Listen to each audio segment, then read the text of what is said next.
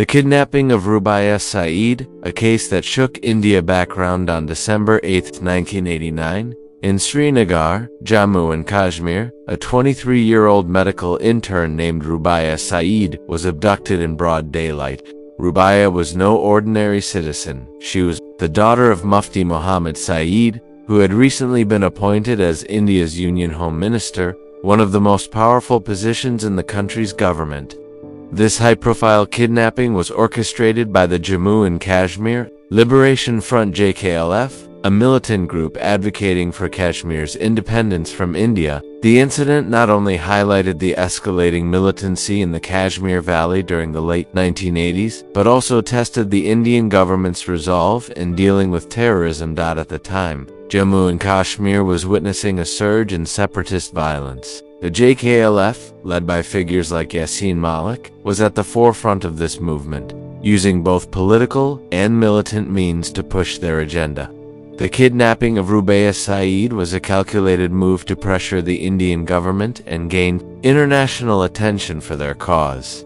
The crime: on that fateful day, Rubaiyat was returning home from her internship at the Laldead Hospital in At around 3:45 p.m., she boarded a local minibus to head back to her residence. The bus was stopped near the Nogam bypass by 4 armed men, who singled out Rubaiyat and forced her into a waiting Maruti car. The other passengers, terrified and helpless, could do nothing as the kidnappers sped away with their high-value target. The kidnappers quickly issued their demands through intermediaries: the release of 5 jailed JKLF militants, including key figures like Hamid Sheikh, a close associate of Yasin Malik, in exchange for Rubaiyat's safe return. The audacity of the crime abducting the daughter of the Home Minister sent shockwaves across India. It was a direct challenge to the authority of the newly formed government under Prime Minister VP Singh, who had taken office just days earlier. The investigation and negotiations. The kidnapping triggered an immediate response from Indian law enforcement and intelligence agencies, the Jammu and Kashmir Police, along with central agencies like the Intelligence Bureau (IB) and the Research and Analysis Wing (RA), launched a massive operation to locate Rubaiyat and her captors. The situation was delicate. Any misstep could endanger Rubaiyat's life, while giving in to the terrorist demands risked setting a dangerous precedent for future negotiations with militant groups. The police set up roadblocks across Srinagar, conducted house-to-house searches, and interrogated known JKLF sympathizers. However, the militants had planned the operation meticulously, and early leads were scarce.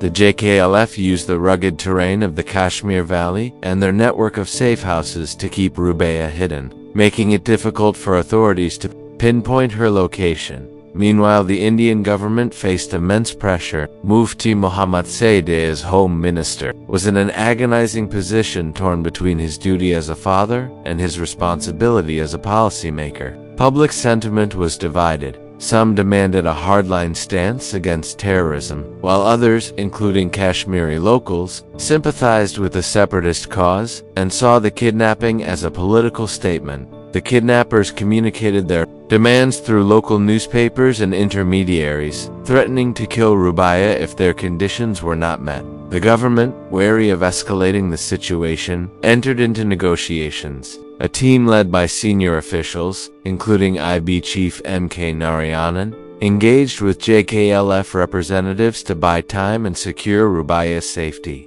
The militants demanded the release of their comrades by December 13th, giving the government a tight deadline.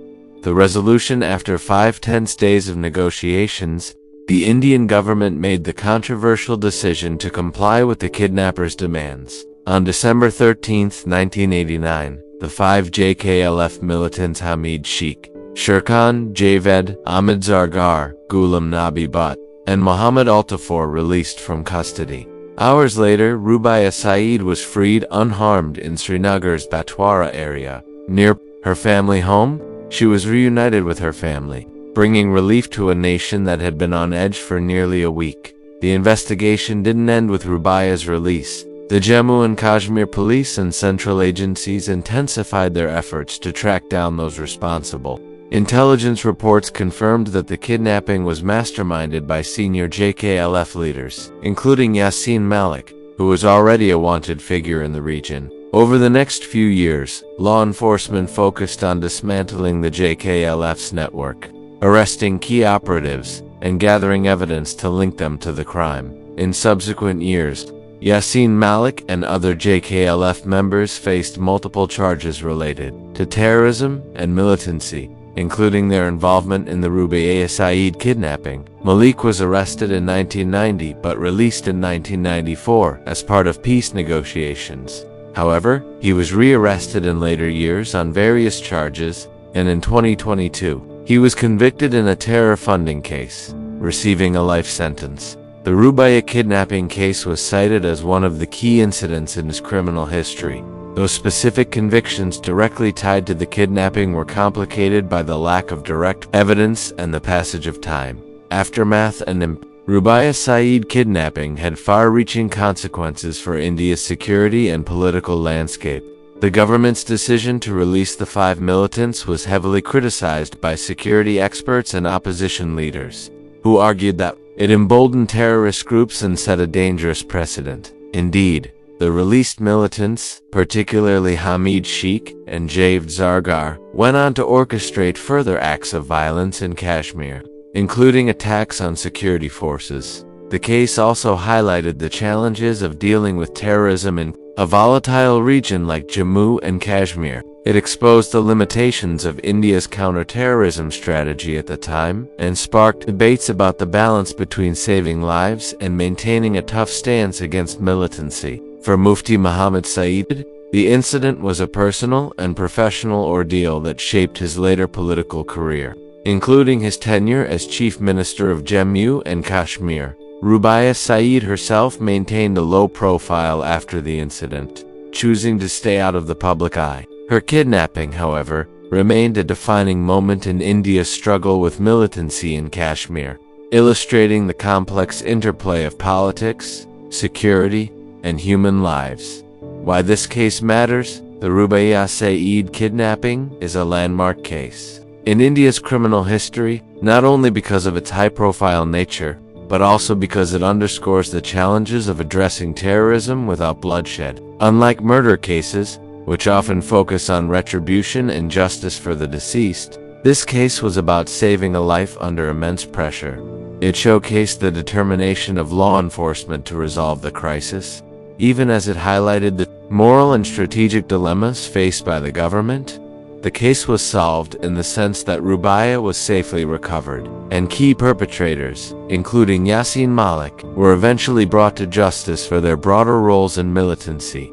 Even if direct convictions for the kidnapping itself were limited, it remains a compelling story of crime, negotiation, and resolution, etched in India's collective memory.